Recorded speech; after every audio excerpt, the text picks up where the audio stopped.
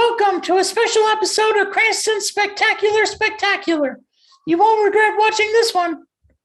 People have told me to stop starting shows that way, but I like it, especially today. I wanted to take a moment to appreciate one of the big loves in my life. No, not carrot cake. I'm talking about music. I wanted to talk to the music makers of the world and find out what makes music so important to them. Plus, I'm always looking for a way to show off my dance moves. Mm-hmm.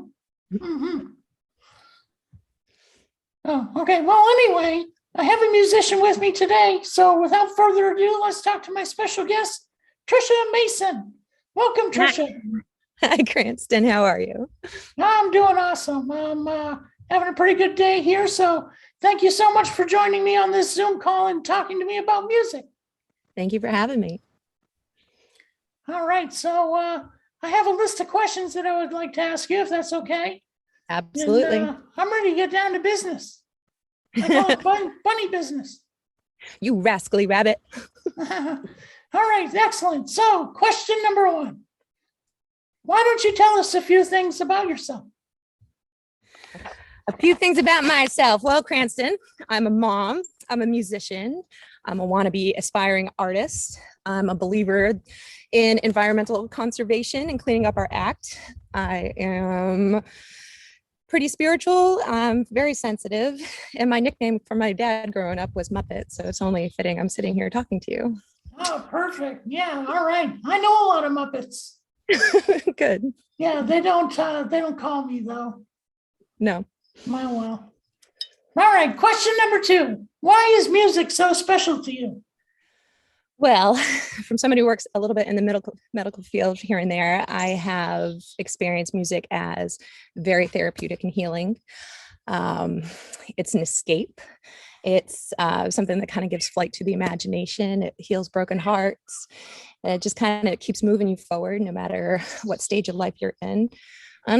For me, I love sharing it with people. Yeah, I agree. Music's awesome. It's got me through some pretty hard times, that's for sure.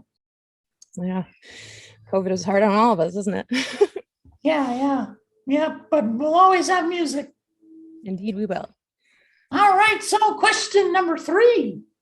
What is one of the favorite performances you have done? Hard to pick just one, Cranston. I've definitely played some pretty special venues and private parties that leave warm feelings in my heart. But if I had to pick just one, it would be, we were invited to play a private party on Swan's Island, which included loading up all our music gear in a lobster boat. The only way to get to Swan's Island was by boat. So we went and took the boat, and then they had us set up on a roof, which overlooked the harbor, and all the people were a little bit lower than us. And we just kind of played to the birds and the boats and the people, and it was amazing. Wow, that sounds like a lot of fun. It was rocking. Yeah, I bet. Wow, sorry I missed it. No, next time. Yeah, I'm sure you guys were rocking it. We did all right. All right. Well, that's awesome. Sounds like a good show. All right. Awesome. Question number 4. If you could have dinner with 3 musicians, alive or dead, who would they be? Date night. Let's see. Bob Dylan. I feel like he is a capture of history. And if I were to learn history through an artistic perspective, I might have done a lot better than remembering all the wars and who fought in them. Freddie Mercury, I feel like his trials and tribulations made him a pillar of strength and an advocate for awareness, pretty much for everything he went through. Fantastic, creative, amazing. Patsy Cline, she was one of my early influences. I'd want to know what it took to be a woman in the show business back then, what she went through. And I'm going to give you 4. Chris Ross is a local musician in Maine. He's a fantastic songwriter and someone I'd love to pick his brain about his creative process. Wow, awesome. That's cool. I bet you get to meet a lot of really talented people out there too. Yeah, Maine's crawling with him. Yeah, I'd probably have dinner with David Bowie. Hell yeah. Yeah. He can show me how to do my makeup. Ziggy. Yep. I need one of those red lightning bolts right across my face here. Indeed you do, sir. All right, so last question. What do you think would be a good way to settle differences instead of war? Your mother. I love that you asked this question. I used to work in a school system as in special education, and it was really interesting when we'd have those staff meetings, and the group of caring maternal women and men would be sitting there, and we'd be discussing little Johnny in a way that little Johnny it wasn't just the behavior, it was what he was going through and those underlying cases of what was causing the potential negative behavior that we didn't want, and how to achieve that positive behavior. And I sat there like, wow, if we took this love and care and we talked about Russia and Syria and said that right, and China and the USA in a way that it wasn't just they're being fussy, at them. It's like, whoa, what are you guys going through? How do we communicate? How do we understand? And how do we help? How can we be supportive? The future is definitely our children, and the world we leave for them is really all that really matters to me, probably matters to you. And I would love to see a bunch of grandmothers in the Oval Office with rolling pins. Yeah, there we go. Smacking politicians over the head and keeping them straight. Yeah, those are some great ideas. Yeah, we need a little more sensitivity and understanding where each other are coming from. I agree. Right. You don't know somebody else's background, and cultural differences are huge things. Yeah. You know how I'd settle war? How? Tickle fight. Fantastic idea. Yeah, I could be the tickle champion and go in there and figure it out like that. I would definitely change my behavior. All right. Well, thank you very much for coming on the show, and we really appreciate all the costume changes. That was a lot of fun. Makes me wish that I had changed my outfit too. I just got a new tank top. Show off my muscles a little bit, but all right. Do you have anything else you want to say? Thank you for having me, Cranston. You can find some of my music on YouTube at Trisha Mason's Music, and keep on keeping on, keep being creative, and keep an eye out for one another and love each other. All right, awesome. Okay, now as something extra special, we have a surprise for you. Trish, can I call you Trish? I'm cool with it. Trish has put together a song for us, and she is debuting it here right on our show. This is actually one of my favorite songs, so I'm glad I got to be a part of this. Ladies and gentlemen, here is the premiere of Trisha's incredible version of Rainbow Connection.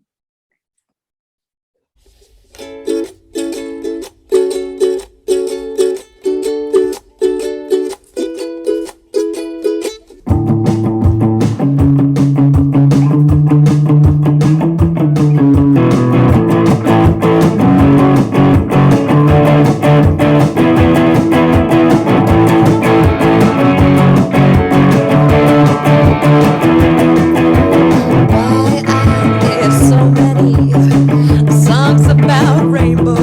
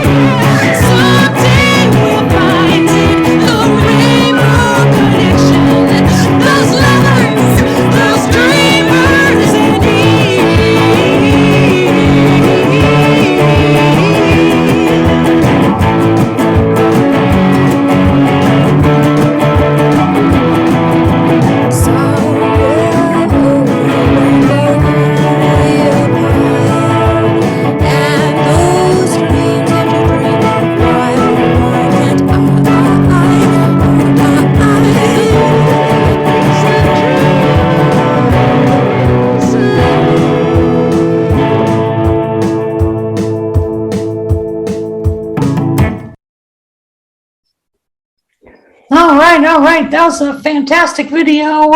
Thank you so much, Trisha, for coming in to the show again. And I'll tell you what, I had a lot of fun getting to know you better. You too, Cranston, and thank you for dancing with me. Yeah, I had so much fun dancing in that video. I think I really had a chance to show off my awesome moves. Indeed, I agree, sir.